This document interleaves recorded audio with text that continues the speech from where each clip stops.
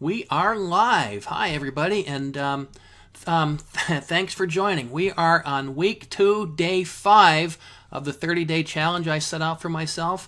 Holy buckets! After tonight, we will be halfway done with this, with our 4 weeks worth of videos. Tonight I want to talk about how to figure out what's wrong if your internet stops working. And this is a big deal for people. I used to take calls like this all the time. Internet trouble can make you crazy. You're posting away on Facebook, or maybe you're watching a movie and all of a sudden your posts don't work anymore. Maybe your movie freezes. Maybe you're emailing your sister and your email program complains it can't connect to the server. Or your fancy smart TV stops connecting to Netflix. Well, now what? Here's a few steps. We call this characterizing the problem. And believe me, when you call for support and you've already characterized the problem, that's about the best thing you can do to encourage the support reps to take you seriously. Characterizing the problem means you define it concisely. What works, what doesn't work, what did I do, what steps did I take, that kind of stuff. When you take your car into the repair shop, you have to give the mechanic more than, "It doesn't work." They ask you a bunch of diagnostic questions, right? Same thing here with internet stuff. So here's step 1. First of all, narrow this thing down. Is the problem with your service or with it or your device or your overall internet connection? Or what? Try a different service from your device. If you're on your TV and Netflix doesn't work, well, try YouTube or some other free smart TV service. Just see if you can connect to it. That tells you if your TV has a problem or your connection has a problem. Maybe you're on Facebook on your cell phone or on your computer. Well, try any other website anywhere. See if you can get out to some other service. Is the service bad, or is your connection bad, or is your device bad? That'll tell you. Anyway, if you can't connect to anything from your device, well, then maybe the problem is with your device, or maybe it's a bad internet connection. Odds are the services are pretty good. That leads to the next step. Test your overall internet connection. You need a real computer to do this. The other stuff doesn't have diagnostic tools that you need. But here's a caution. If thinking about computers and technology makes you want to run away, just get over it. You need to get your hands dirty a little bit for this. It won't hurt, I promise.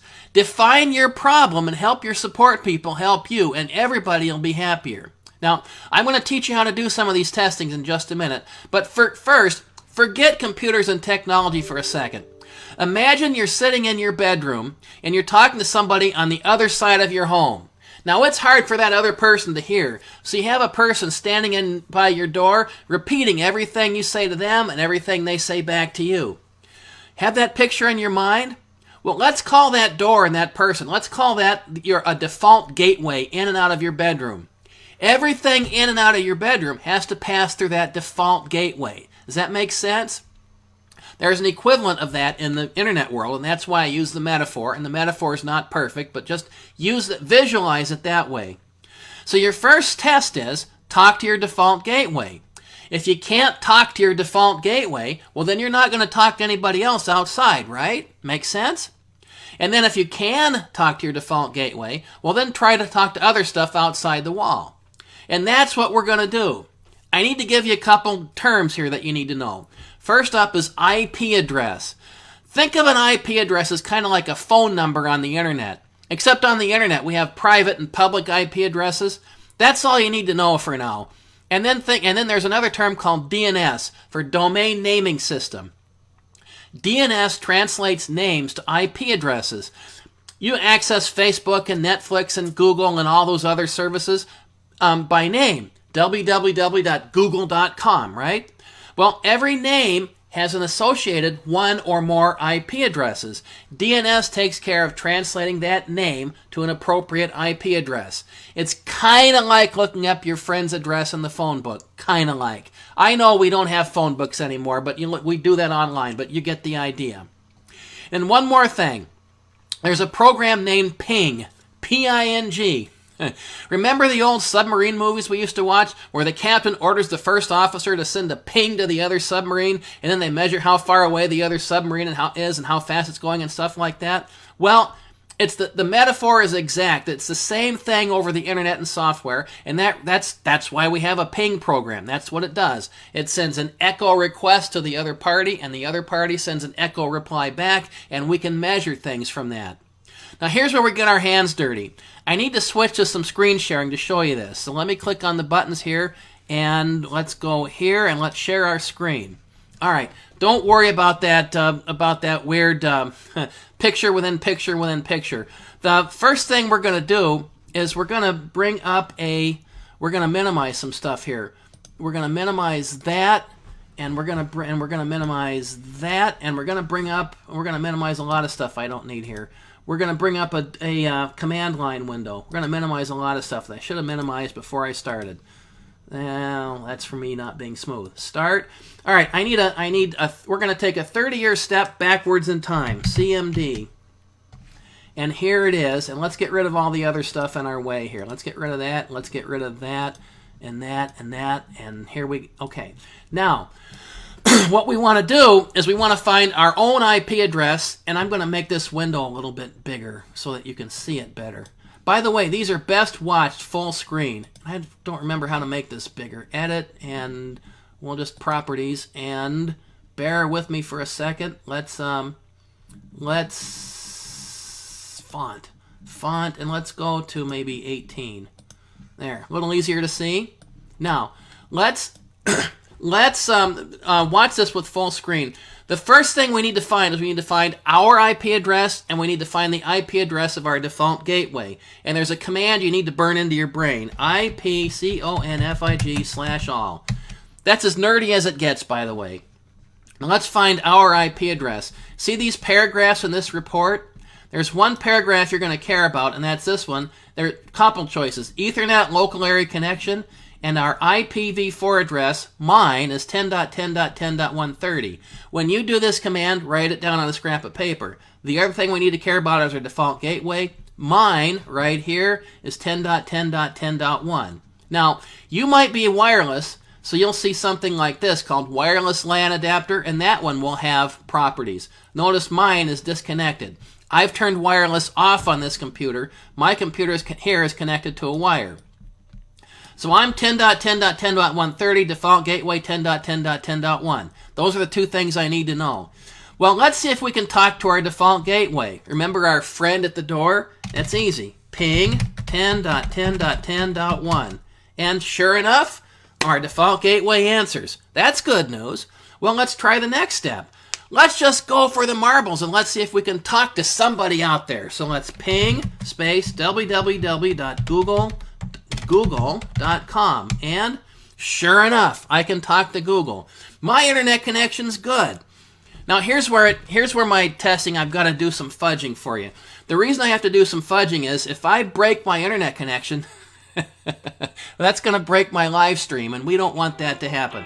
So what we're going to do is we're going to tell my phone to be quiet first, and then what we're going to do, put the phone down here, get that out of the way. What we're going to do next is I'm going to show you a couple things. First of all, let's find out if our computer is connected or not. Remember that ipconfig/all command I showed you? If it's not connected, here's what it'll look like. Media disconnected. That's all it'll say. If your computer is not connected to your home network, well, you're not going to talk to anybody anywhere. So that's one potential problem.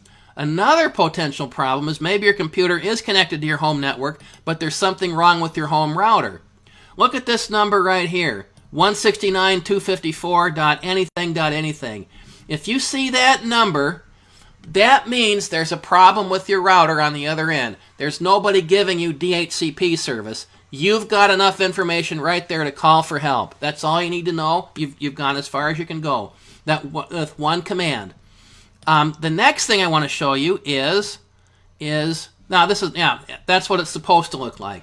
I'm connected up to somewhere. I can talk to the world. I have a DNS server. I've got all the attributes I need. Let me show you one other thing. Let's say I try to ping Google, and I'm going to ping something bogus. Ping .com, let's just say.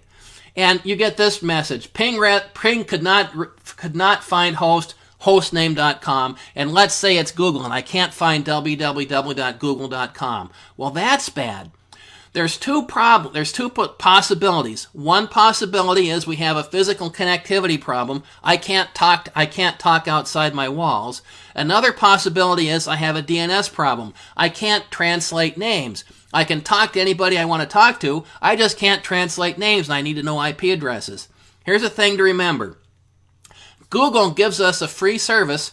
Well, a couple things. Google kindly does answer pings. If I ping Google by name, boom, Google answers.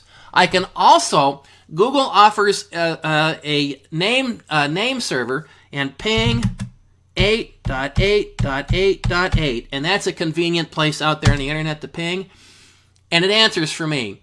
If 8.8.8 does answer, but Google does not answer by name, you've got a DNS problem. If neither answer, you have a connectivity problem. And now you have enough to call for help. Make sense? You've characterized the problem. You know what you're dealing with. You have a feel for where the problem lies. When you call for help, you can give the person on the other end of the phone something they can use. And that, let's go back to me, that will be enormously helpful. If anybody has suffered through those multi-hour long tech support calls with somebody from India that doesn't speak English and it takes an hour to get anything done, follow this video and you can shorten that time down to a couple minutes. Well, almost guaranteed. And I'll give you your money back for watching this. Thank you for putting up with me. Have a great weekend, and I will see you. We'll pick this up again on Monday.